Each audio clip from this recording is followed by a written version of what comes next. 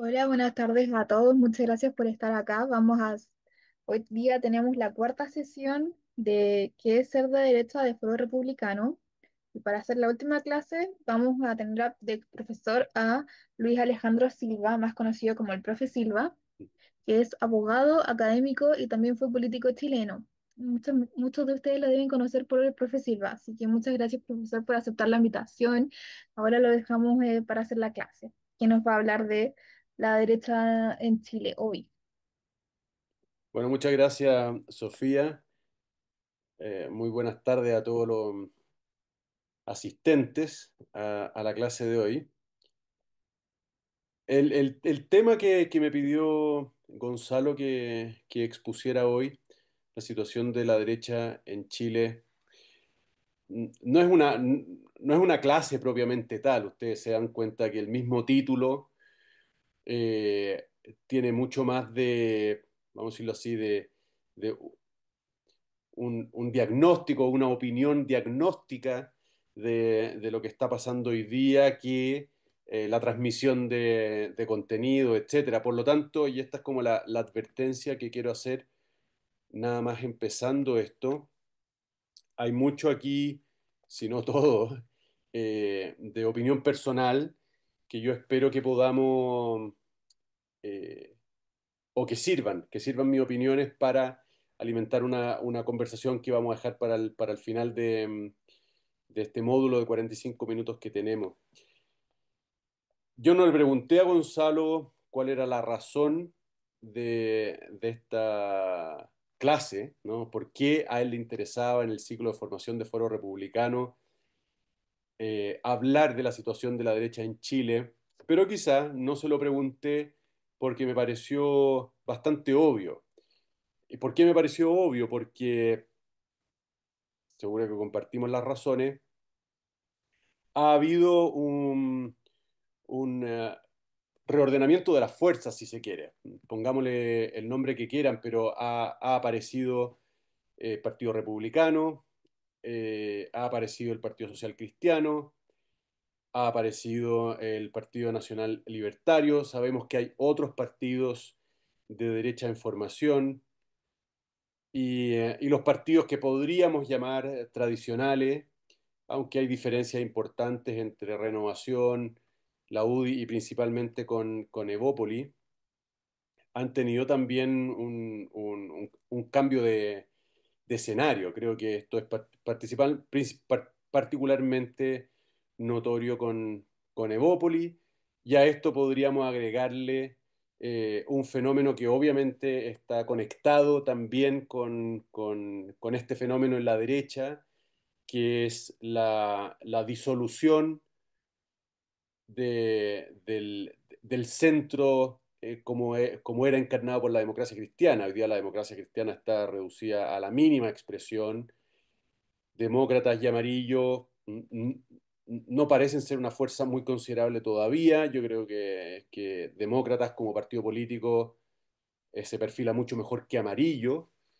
Eh, pero hay también ha habido un efecto, ¿no? Que se ha notado aquí. En suma, ¿no? Si comparamos lo que hay hoy día y lo que prevemos que va a haber en el corto mediano plazo en la derecha con lo que hubo, ¿no? Entre, digamos, el 89 y el 2019, hay una diferencia importante. Hay una diferencia importante. Es decir, estuvimos prácticamente 40 años, no 30 años, perdón, 30 años con un esquema de juego en la derecha que cambió, que cambió. Y da la impresión de que es un cambio profundo. Se habla de la nueva derecha como, como un fenómeno que se ha hecho un espacio en Chile, por supuesto, y en otros países. Pienso particularmente en el caso alemán, que es donde yo veo esto de manera más institucionalizada, más seria, por llamar. pero tenemos el caso español, aunque ya hablaremos de Vox en particular a propósito de un tema. Eh, y después, bueno, los presidentes Milei, Orbán en Hungría, donde está José Antonio, dicho sea de paso ahora, eh, Trump en su segundo mandato en los Estados Unidos. En fin, hay un cambio que parece ser profundo en la configuración de la derecha. Y eso obviamente que se traduce en un reordenamiento del mapa, en nuevas tensiones dentro de la derecha, entre la derecha y la izquierda, en nuevos actores, principalmente liderazgos políticos, por supuesto, y nuevas interrogantes, ¿no? ¿Qué va a pasar? ¿Qué pasa si? Preguntas que obviamente todos, estoy seguro, aquí nos hemos hecho y algunas de las cuales vamos a abordar en la parte final, porque yo distribuí, o no es distribuir, organicé la exposición de hoy día en una suerte de examen de la situación, un echar una mirada en lo que hay, luego un diagnóstico sobre lo que hemos visto, lo que hemos examinado, y después un pronóstico, ¿no? Es decir, un poco lo que pasa cuando uno va al doctor, ¿no? Uno va al doctor y el doctor lo examina a uno, y después de haberlo examinado hace un diagnóstico, y en base al diagnóstico hace un pronóstico. Bien, yo conceptualmente organicé esta exposición según esa misma secuencia, ¿no? Un examen de la situación, un diagnóstico sobre la base de lo examinado y un pronóstico. Bueno, respecto del examen, y ya poniendo la atención en la situación de la derecha, ese es el universo que vamos a considerar, ¿no? En la situación de la derecha en Chile, y particularmente por lo menos el foco que yo he adoptado, la situación de la derecha considerada en sí misma, no en relación con la izquierda, no en relación con otros actores fuera de la derecha, aunque nunca puede trazarse una frontera demasiado eh, impermeable entre lo que podemos decir de la derecha y lo que y lo que pueda decirse de la izquierda. Y aquí yo diría que se ha hecho bastante evidente con la aparición de la nueva derecha, eh, diferencias de forma y fondo. José Antonio, ustedes lo habrán escuchado y lo han repetido los voceros del partido N veces. El Partido Republicano es un proyecto político distinto de Chile Vamos, distinto de Renovación, distinto de la UDI, distinto de Evópoli. Y esa diferencia es una diferencia de forma y una diferencia de fondo. Evidentemente que encontramos en Chile Vamos personas que en la forma pueden estar más o menos cerca de el estilo o la forma de José Antonio Cast, ¿no? eh, una persona que se me viene a mí a la cabeza con muchas diferencias, por favor, es simplemente para ilustrar con ejemplos concretos cómo también en Chile Vamos uno encuentra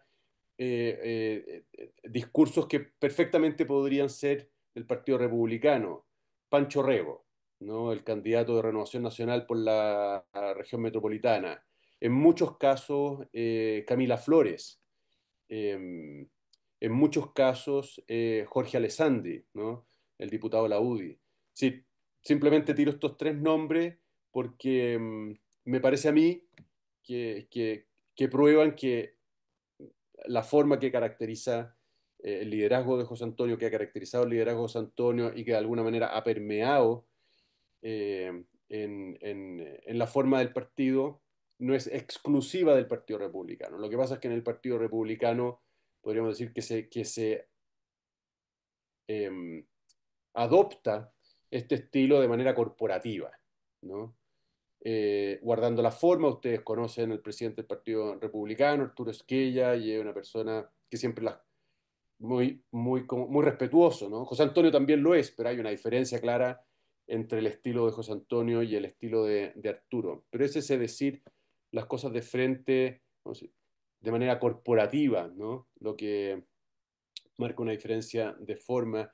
Y después diferencias de fondo. Aquí el análisis es más delicado porque de nuevo podemos encontrar en muchos actores de Chile Vamos coincidencias profundas. De hecho, no hay que olvidar que una parte importante el universo de republicano y deberíamos decir de nacional libertario al final viene de Chile Vamos, una militancia cansada, frustrada, agotada, desanimada, desesperanzada, que ve en el liderazgo de José Antonio un espacio y se mueve a la derecha. Y bueno, ha pasado con muchos militantes, ex militantes republicanos que mm, repitieron el ciclo, digámoslo así, con la aparición de Johannes Kaiser. El caso social cristiano, el Partido Social Cristiano, además de que lo conozco menos, me parece que es distinto. Pero hay diferencias de fondo, ¿no? También entre la nueva derecha y, y la derecha, llamémosla clásica en Chile o Chile Vamos.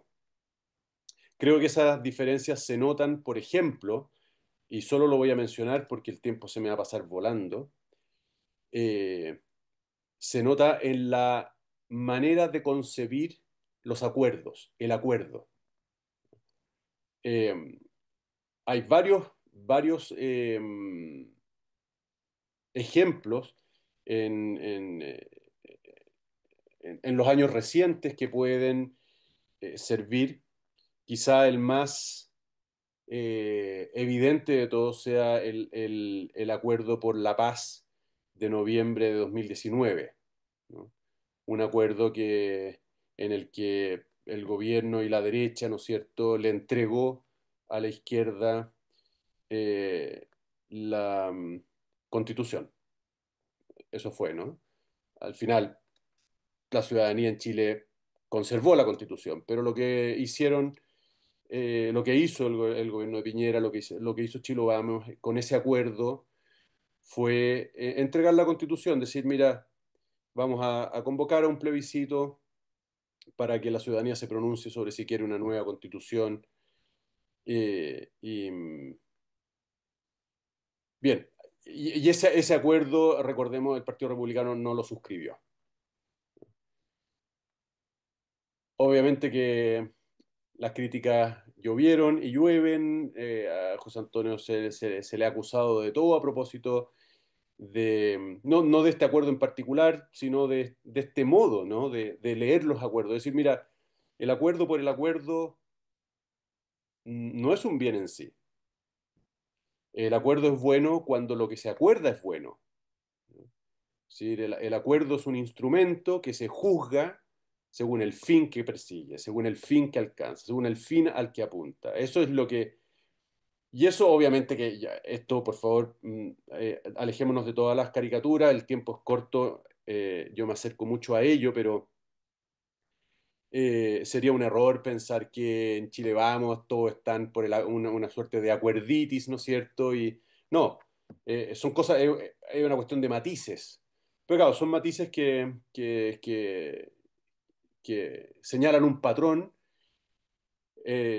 en donde desde republicanos hay una posición mucho más crítica a la hora de buscar acuerdos. Y decir, mira, hay líneas que nosotros no vamos a cruzar para firmar un acuerdo, ¿no? Y si eso significa perder una elección, se pierde la elección. Si eso significa ser hostigado en las redes sociales, bueno, seremos hostigados en las redes sociales.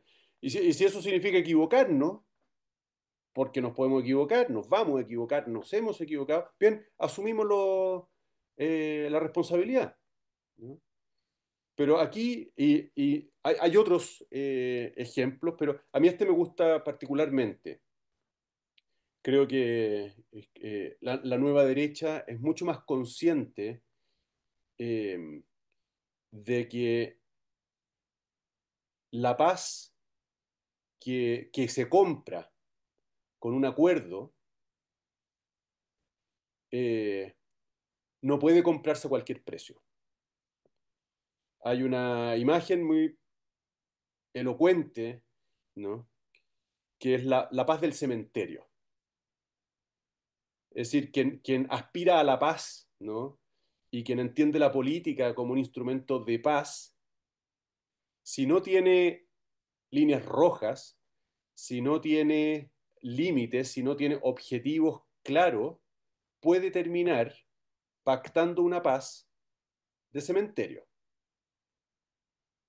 Y esto obviamente que José Antonio lo tiene muy claro, y me parece que en la nueva derecha también, de nuevo, no quiero que, como esto se está grabando y va a subirse a YouTube, no quiero que nadie que lo mire, distinto de los que están participando de esta clase, vaya a pensar que estoy diciendo que en Chile vamos, ¿no es cierto?, se firman cualquier acuerdo, aunque eso sea comprarse la paz del cementerio. No estoy diciendo eso, pero sí que hay una cuestión de intensidad eh, recurrente que marca un patrón, que distingue a Chile Vamos de la nueva derecha, ¿no? Lo distingue. Y esto es una cuestión de fondo, ¿no?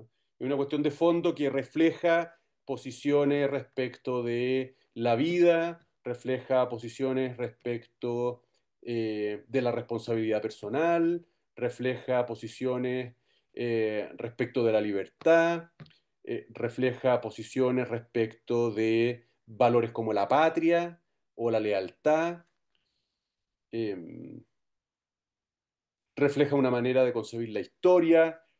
No voy a detenerme en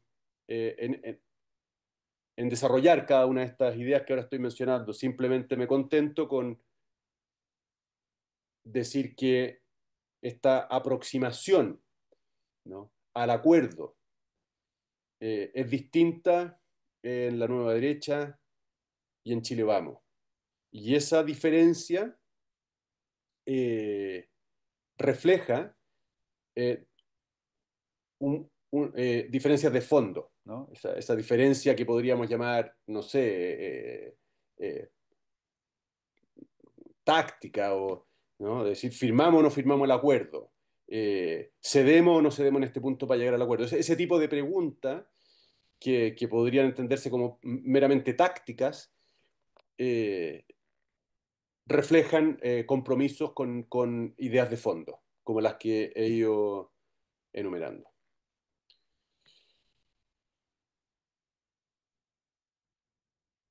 Bien, eso respecto del examen, ¿no? Lo que se ve. Diagnóstico. Eh, Bien, muy breve, uno podría decir, y en esto no estoy siendo original y seguro que ustedes lo saben tanto o mejor que yo, la aparición de la nueva derecha eh, refleja una reacción, ¿no?, frente a el avance evidente del progresismo de izquierda a costa de una complicidad pasiva, muchas veces inspirada en la buena fe, de la derecha que no, de la derecha que existía. Y esto todos sabemos que no es un fenómeno nacional exclusivamente, ¿no? Eh, el fenómeno en España, el fenómeno en Hungría, el fenómeno en Estados Unidos, el fenómeno en Argentina, eh, es semejante, es semejante, ¿no?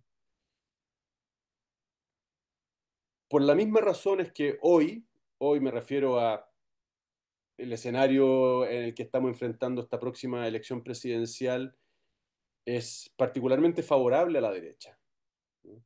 Particularmente favorable a la derecha.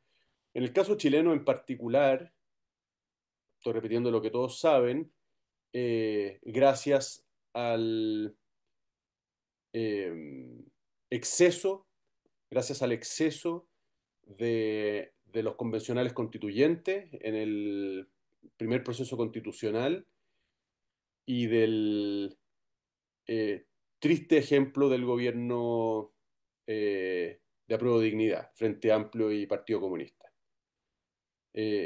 que llegaron con una retórica transformadora, que llegaron con una retórica de superioridad moral, que llegaron con una eh, retórica tremendamente agresiva, ¿no es cierto? Y, y- e inmaculada en principio. Y claro, la experiencia de estos 3 años y tanto de gobierno ha mostrado el verdadero rostro, ¿no? Y eso ha provocado el desencanto de muchísimas personas eh, que miran hacia la derecha en búsqueda de una respuesta, ¿no? A su urgencia. Y evidentemente que al mirar hacia la derecha, eh, la nueva derecha concita particular interés, entre otras razones, y este es un punto en el que me voy a detener especialmente, porque creo que es la más importante, entre otras razones, porque la nueva derecha no ha gobernado todavía. El Frente Amplio llegó al gobierno en buena medida porque no habían gobernado. Y por lo tanto existía la duda de si acaso realmente podían hacer lo que decían que iban a hacer, si realmente eran lo que decían que eran. Y hoy día, eh, los únicos que no han gobernado en Chile son los de la nueva derecha, ¿no? Son los únicos que no han gobernado. Es el único actor en el escenario o en la obra, diríamos, el único actor en el escenario, el único actor de la obra que todavía no aparece en el escenario, ¿no? El único que ha estado tras bambalinas esperando su turno. Y podríamos decir que el público dice, bueno, démosle una oportunidad, queremos ver cómo lo hacen, queremos ver si son quienes dicen que son. Hay ahí una cuestión también psicológica, es decir, mira, apostemos por la carta que está dada vuelta, por la carta cuyo número no conocemos, cuyo signo no conocemos. Entonces, bueno, diagnóstico, me parece que la derecha está en muy buen pie, y la derecha obviamente estoy entendiendo desde Evópolis, ¿no? Con dificultad hasta el Partido Nacional Libertario, está en buen pie.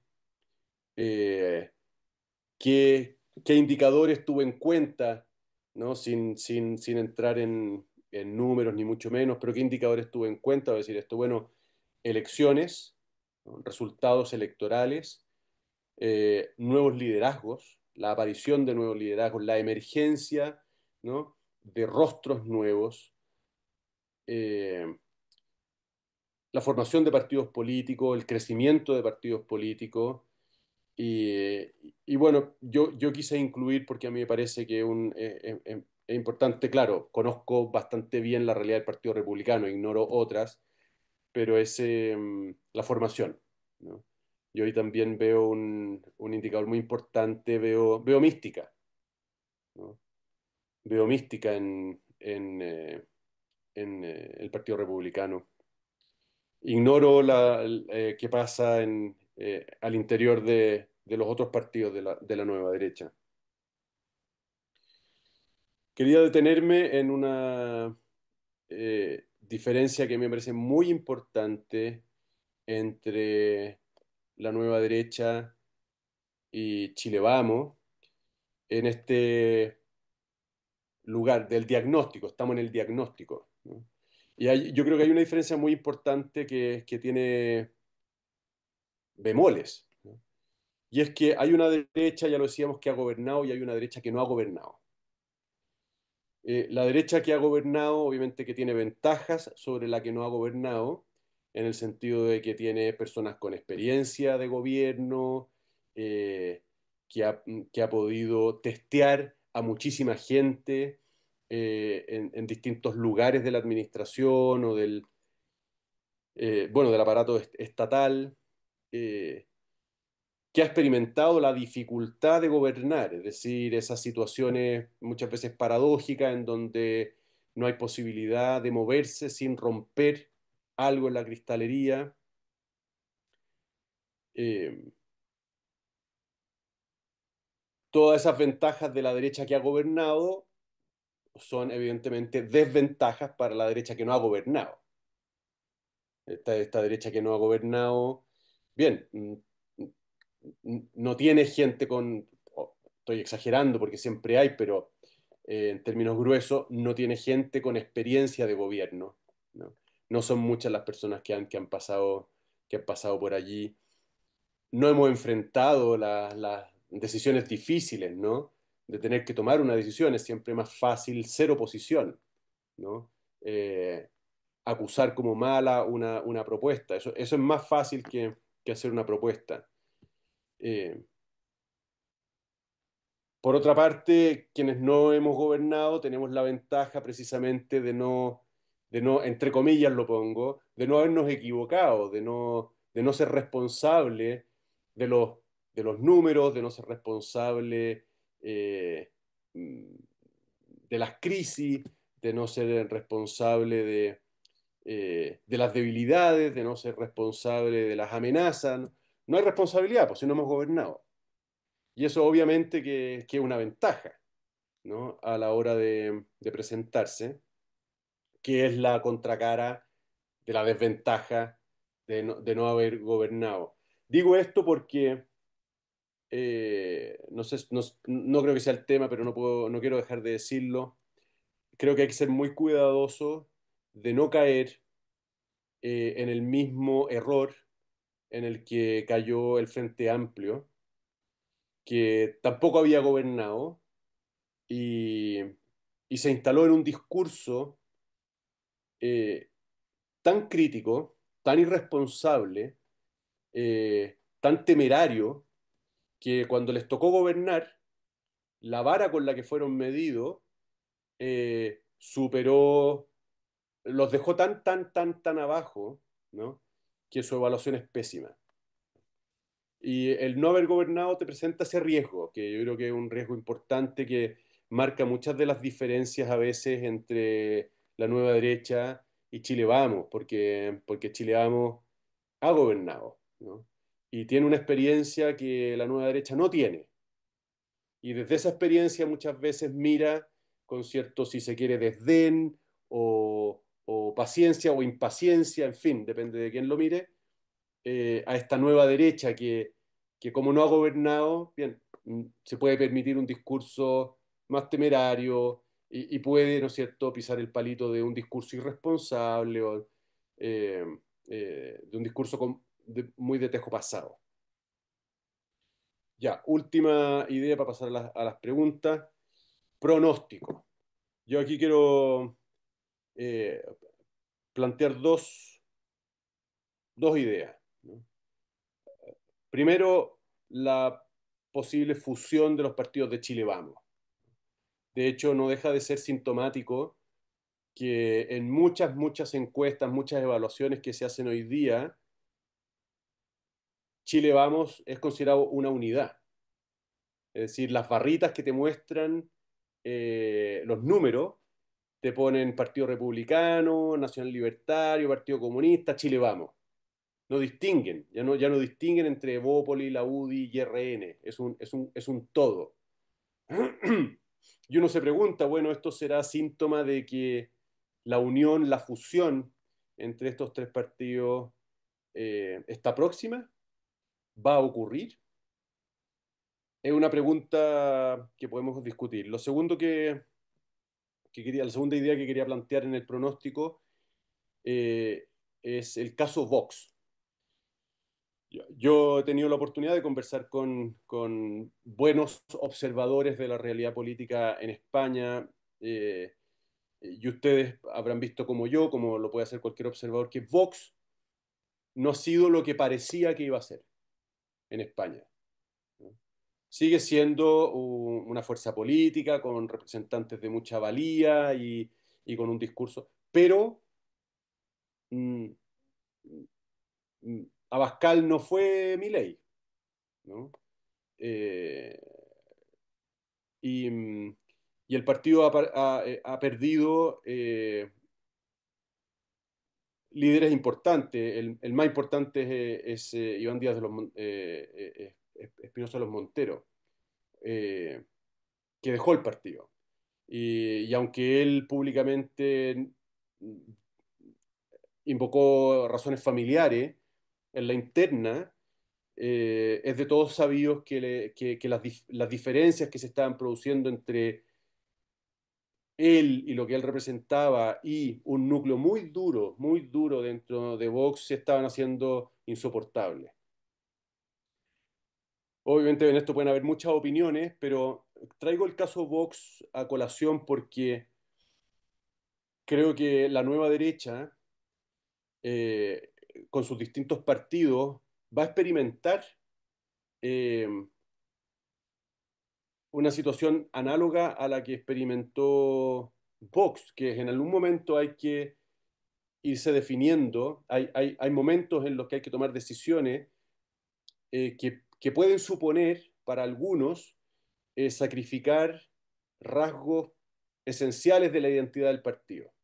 Y ahí hay un debate que como, como la nueva derecha no ha gobernado, o muy poco, todavía no se produce, pero se va a producir ese debate interno, ¿no? Y la gran pregunta es qué va a pasar, ¿no? ¿Qué camino se va a seguir, ¿no? El de una lealtad, eh, el de una lealtad cabal, diríamos, eh, con, con un núcleo de ideas, sacrificando el crecimiento, sacrificando las posibilidades de gobernar, o eh, una reducción de ese núcleo de ideas que permitan una mayor amplitud de juego, ¿no? Esa coyuntura, más temprano que tarde, los distintos actores de la nueva derecha la van a enfrentar. Y la gran pregunta es, ¿qué van a hacer? Bien, con esto yo me callo porque ya llevo como media hora hablando, creo. Y ahora Sofía creo que nos va a ayudar a la parte de las preguntas. Muchas gracias, profesor, por su exposición. Muchas gracias a todos los que están acá. Con esto damos finalizada la charla y vamos a pasar al momento de las preguntas.